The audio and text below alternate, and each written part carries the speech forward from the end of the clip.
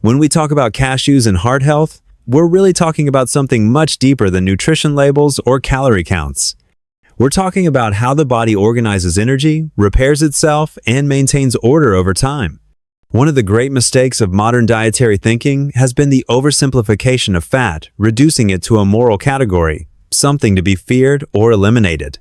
But biology doesn't operate on ideology, it operates on function, and functionally, the fats found in cashews, primarily monounsaturated fats, are not destructive agents, they are stabilizers. These fats play a crucial role in regulating cholesterol, not by erasing it, but by balancing it. LDL and HDL aren't enemies and heroes, they're part of a system. Cashews help shift that system toward equilibrium, lowering harmful cholesterol while preserving the kind that protects the cardiovascular system. This matters because the heart isn't just a pump, it's a symbol of endurance. It beats roughly 100,000 times a day without rest. Supporting it isn't optional, it's foundational. Then there's magnesium, which cashews provide in meaningful amounts. Magnesium is involved in hundreds of enzymatic reactions, many of them tied to blood pressure regulation and energy metabolism. When people live in a constant state of stress, psychological or physiological, the body burns through magnesium rapidly. The result is tension, inflammation, and instability. Cashews quietly counteract that chaos. They don't stimulate, they regulate. And regulation is the difference between short-term survival and long-term health. There's also something philosophically relevant here. Eating cashews in moderation reflects a principle that applies far beyond diet. You don't fix complex systems by extreme restriction. You fix them by supplying what's missing, consistently and responsibly. The heart doesn't fail because it's indulged once in a while. It fails when it's deprived of what it needs over decades. So when you choose a food like cashews, not mindlessly, but deliberately, you're making a small but meaningful decision in favor of balance over fear, nourishment over neglect, and long-term stability over short-term control.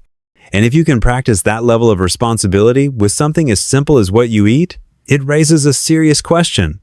Where else in your life could a small, well-chosen habit restore order where there's been unnecessary chaos? When we talk about mental health, we often jump straight to psychology, to trauma, to meaning, to narrative, and all of that matters deeply. But there's a more fundamental layer underneath it, one that's easy to ignore because it's quiet and unglamorous. The biological conditions that make psychological stability possible in the first place. The brain is not floating above the body like some abstract moral judge. It's an organ, metabolically expensive, exquisitely sensitive, and utterly dependent on what you give it to work with. Cashews are interesting here because they sit at the intersection of nourishment and regulation.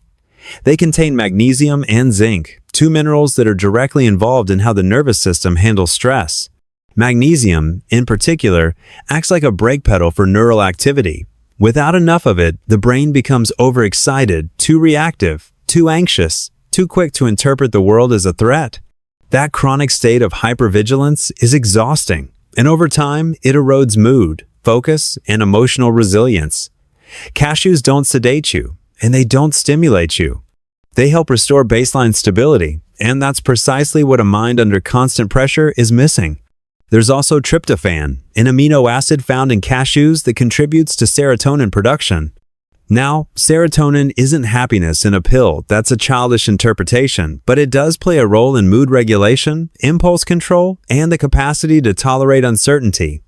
A nervous system that can't regulate itself will always seek extremes: stimulation, distraction, escape. A regulated nervous system, on the other hand, gives you the psychological space to think, to reflect, and to choose your actions rather than be dragged around by them. Philosophically, this matters because responsibility presupposes capacity. We tell people to get their lives together, to aim upward, to confront chaos, but that's far more difficult when the nervous system is depleted and constantly on edge. Nutrition isn't a replacement for meaning, but it is a prerequisite for pursuing it. You don't build a cathedral on a cracked foundation. So something as simple as eating foods that support brain function isn't trivial, it's preparatory. It's a way of telling yourself, at the most basic level, that clarity matters, that stability matters, and that you are worth sustaining. And if you start there by feeding your mind what it needs to function properly, you might find that the fog lifts just enough for you to take the next difficult, meaningful step forward. When people think about aging, they often frame it as an abstract future problem, something distant, inevitable, and largely out of their control. But biologically speaking, aging is not a sudden event. It's a slow negotiation between the body and time. Strength, mobility, and structural integrity don't disappear overnight. They erode gradually, often because the body is no longer given the raw materials it needs to maintain itself. And that's where foods like cashews become far more significant than they appear at first glance. Cashews contain a combination of plant-based protein, copper, magnesium, and phosphorus nutrients that quietly support the systems responsible for movement and stability.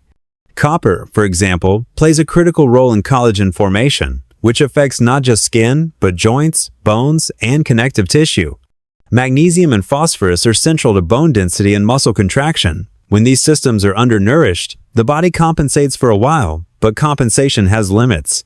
Eventually, weakness shows up as fragility, pain, or reduced independence.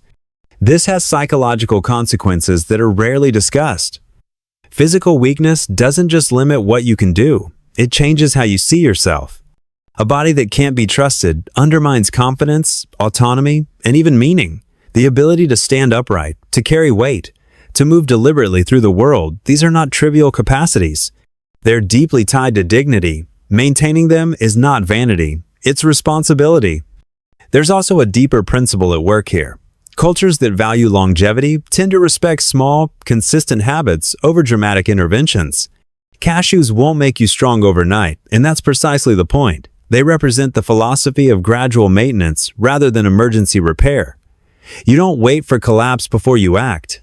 You invest early, quietly, and repeatedly. In that sense, choosing foods that support long-term strength is an expression of foresight. It's an acknowledgement that your future self exists, and that person will either inherit stability or disorder based on what you do now. The body is the vehicle through which every ambition, every responsibility, and every relationship is carried out. Neglected, and even the best intentions eventually fail. So when you make small decisions that reinforce strength decisions that help your bones hold, your muscles respond, and your body endure, you are not merely eating well.